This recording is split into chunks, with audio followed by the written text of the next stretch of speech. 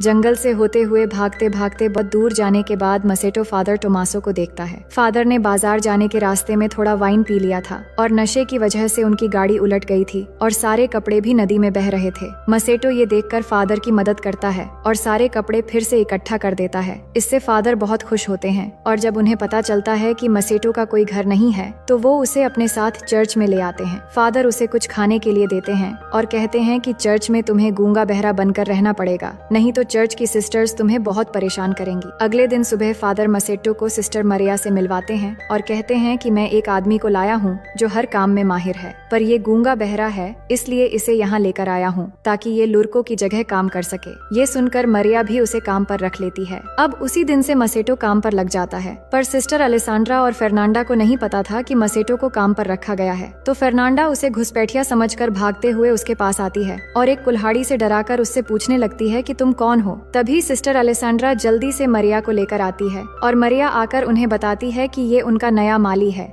इसके बाद अलेसांड्रा को वायोला नाम की एक बूढ़ी नन के साथ कपड़े बनाने के काम करते हुए देखते हैं, पर इस दौरान उससे कपड़े बनाने की फ्रेम टूट जाती है तो उसे ठीक करवाने के लिए वो मसेटो के पास जाने लगती है। पर तभी सिस्टर जिनेव्रा अलेसांड्रा को जाते हुए देख लेती है और छिपकर उस पर नजर रखने लगती है। अलेसांड्रा मसेटो से वो फ्रेम ठीक करने के लिए कहती है, जिसे मसेटो ठीक करने लगता है। लेकिन अलेसांड्रा यहाँ अपने दिल की भड़ास निकालने लगती है कि वो यहाँ नहीं रहना चाहती और ना ही सिलाई का काम करना चाहती है। वो यहाँ से बाहर निकलकर अपनी जिंदगी को अच्छे से जीना चाहती है। पर ये सुनते हुए भी मसेटो कोई एक्सप्रेशन नहीं देता क्योंकि वो सभी के सामने गूंगा बहरा बना हुआ है। अलेसांड्रा भी ये जानती थी कि मसेटो कुछ नहीं सुन पाएगा और ना ही किसी से कुछ कह पाएगा। इसके बाद रात फर्नांडा अपने कमरे में कुछ पढ़ रही होती है, तभी उसकी खिड़की में कोई पत्थर फेंकता है तो वो खिड़की खोलकर देखती है कि उसकी बचपन की फ्रेंड मार्टा उससे मिलने आई है। इसके बाद दोनों अलेसांड्रा के कमरे में जाती हैं और तीनों मिलकर वाइन पीने लगती हैं। कुछ देर में वहाँ सिस्टर जिनेव्रा भी आ जाती है और सभी मिलकर मजे करने लगते हैं। फिर ड्रिंक करते हुए वो रोमांटिक बातें भी करने लगती हैं। मार्टा उन्हें लड़कों के बारे में कई सारी बातें बताने लगती है कि एक जड़ी बूटी है जिसे एक खास तरीके से इस्तेमाल करके लड़कों को अट्रैक्ट किया जा सकता है और ये सब सुनते हुए बाकी तीनों भी बहुत मजे लेती हैं। अगले दिन मसेटो जब काम कर रहा होता है तब अलेसांड्रा वहाँ आती है और मसेटो से कहती है, मैंने तुम्हारे लिए ये रूमाल बनाया है।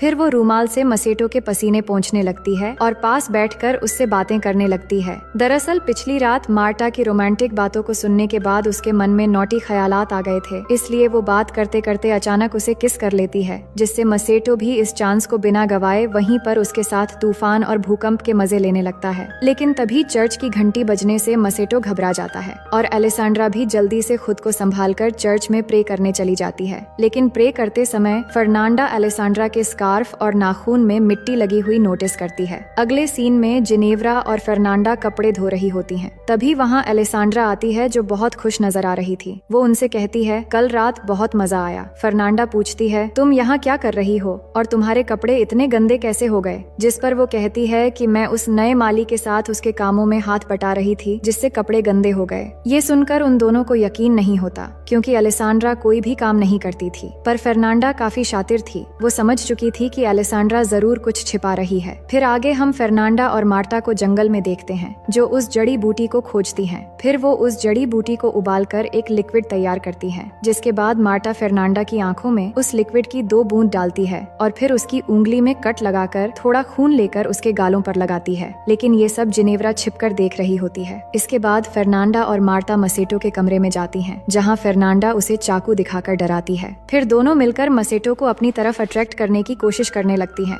मसेटो को ये सब अजीब लगता है कि ये उसके साथ क्या कर रही है, पर धीरे धीरे वो भी अपना कंट्रोल खो देता है, जिसके बाद तीनों मिलकर इस तूफान और भूकंप का भरपूर मजा लेते हैं। फिर अपना काम खत्म होने के बाद दोनों घर से बाहर आ जाती हैं। तभी वहाँ आकर उन्हें जिनेव्रा मिलती है और पूछती है, तुम दोनों यहाँ क्या कर रही हो? जिस पर वो उसकी बातों का कुछ खास जवाब नहीं देती और बहाना बनाकर वहाँ से चली जाती है। लेकिन जिनेव्रा समझ जाती है कि वो उससे कुछ छिपा रही है।